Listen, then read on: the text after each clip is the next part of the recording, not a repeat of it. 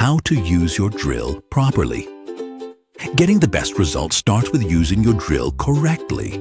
Here are simple tips to protect your drill bits and get the job done right.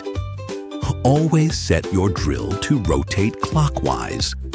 Reverse is only for removing screws or backing out the drill bit. Use hammer mode only for walls like brick and concrete. Turn hammer mode off for wood, metal, plastic, and tile. Slow is better.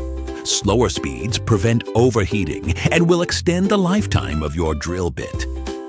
Don't force it. Let the drill bit do the work. Too much pressure creates heat and wear. When drilling metal, use lubricant. It reduces heat, improves cutting, and helps your bit last longer. Drill in short bursts and let your bit cool between holes, especially in metal and masonry. Always match the drill bit to the material. Different materials need different bits and different techniques. Stop regularly and pull the bit out to clear dust and chips. This helps the bit stay cooler and cut cleanly.